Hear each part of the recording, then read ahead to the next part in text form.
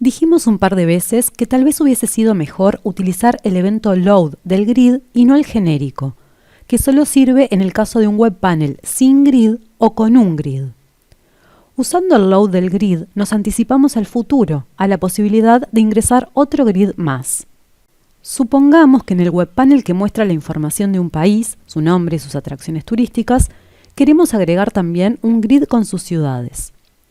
Antes de hacerlo, veamos que su listado de navegación indica la carga del, por ahora, único grid. Antes de agregar el grid para las ciudades, insertemos dentro de una tabla todo lo que correspondía a las atracciones del país, para que quede toda esa información junta. Luego, insertemos otra tabla para la información de las ciudades. Allí dentro insertemos el nuevo grid, compuesto por los atributos CityID y CityName. Si observamos sus propiedades, vemos que lo nombró por defecto como Grid 2. Cada grid podrá tener o no tabla base. En este caso, ambos grids tienen atributos, así que ambos tendrán tabla base. ¿Cómo se sabe a cuál de ambos aplica el código del evento load genérico? De hecho, si grabamos, vemos que el listado de navegación arroja un error advirtiéndolo. Está mostrando las navegaciones que deberá realizar para cargar cada grid. Y hasta entendió que la fórmula para calcular los trips debe pertenecer a la carga del grid 1, pero nos pide que precisemos esto. Y es lo que haremos.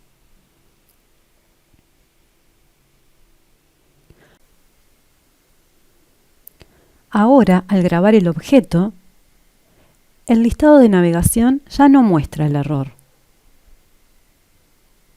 Ejecutemos.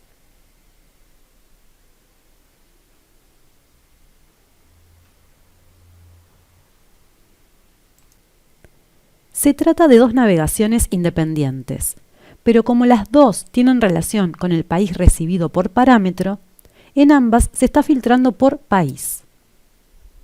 Si, así como para las atracciones, calculamos la cantidad de trips, para las ciudades quisiéramos calcular la cantidad de atracciones que cada una tiene, entonces agregamos una variable attractions al grid y la calculamos cada vez que se va a cargar una línea, esto es, en el evento load del grid de nombre grid 2.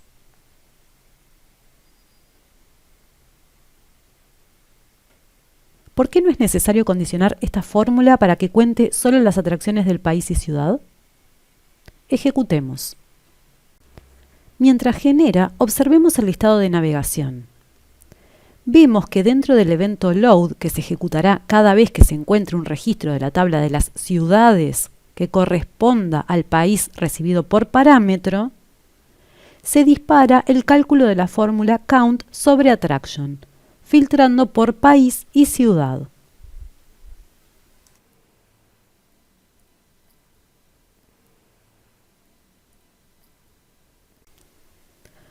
Para hacerlo funcionalmente igual al otro, podemos agregar al grid una variable para filtrar las ciudades mostradas y otra para mostrar el total de atracciones de todas las ciudades.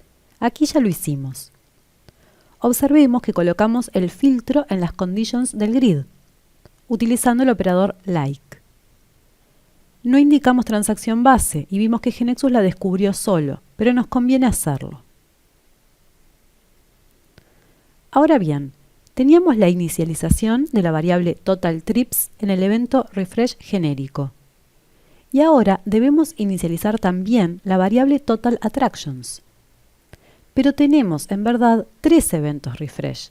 El genérico, que es el que tenemos por ahora programado, y tenemos un refresh de cada grid. El orden de ejecución de los eventos al ejecutarse el web panel por primera vez será el evento start, el evento refresh genérico primero, el refresh del primer grid luego, y a continuación, si tiene tabla base, se va a recorrer esa tabla, filtrando los registros que correspondan y ejecutando el load de ese grid por cada uno. Si no tiene tabla base, entonces se ejecuta el evento load del grid por única vez. Y luego lo mismo con los eventos refresh y load del segundo grid.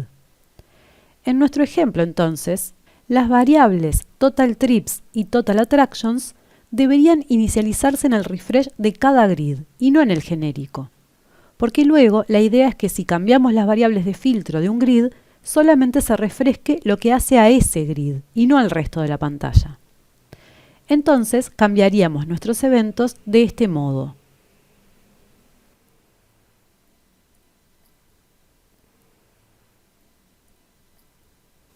Por supuesto, la aparición de más grids hace que el comando refresh que habíamos visto en otra clase programado en un evento de usuario pueda especializarse. Por ejemplo, tenemos el comando form.refresh que provocará se refresque toda la página, ejecutándose start, refresh genérico, refresh y load de cada grid. El comando refresh genérico, el que habíamos visto, provoca que se ejecuten refresh genérico y refresh y load de cada grid, es decir, todo menos el start. Y ahora tenemos también el método refresh de un grid, que hará que se refresque solo el grid, es decir, que se ejecuten el refresh del grid y el load del grid, una vez o n, dependiendo de si no tiene o sí tiene tabla base. Para el caso del comando load, la cosa cambia un poco.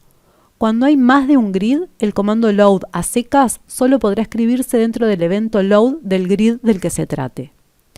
Y si se quiere cargar una línea en uno de los grids desde un evento de usuario, para eso habrá que utilizar necesariamente el método load del grid del que se trate. Aquí solo vimos un ejemplo de grids paralelos, pero los grids también pueden anidarse, como los for eachs. Por ejemplo, si quisiéramos mostrar al país elegido con la información que habíamos visto antes, pero de manera relacionada, aquí lo implementamos. Para que un grid pueda contener a otro, tiene que ser un tipo especial de grid, de estilo libre y no tabular. Se llama grid freestyle. Este grid va a recorrer la tabla Country City y por cada ciudad encontrada va a ejecutar el refresh y load del segundo grid, el grid anidado, que va a ir a buscar las atracciones de ese país-ciudad. Ahí podemos apreciar cómo la información está relacionada. Si observamos el listado de navegación, vemos que el grid 2, que era el de ciudades, está recorriendo esa tabla Country City, filtrando por país, recibido por parámetro, y luego, en el load del grid 1, que es el que corresponde a las atracciones, se está recorriendo la tabla de atracciones, filtrando por el país y la ciudad en la que se está posicionado cada registro de Country City. Y por eso está apareciendo este arroba de aquí, con City ID. Si ejecutamos,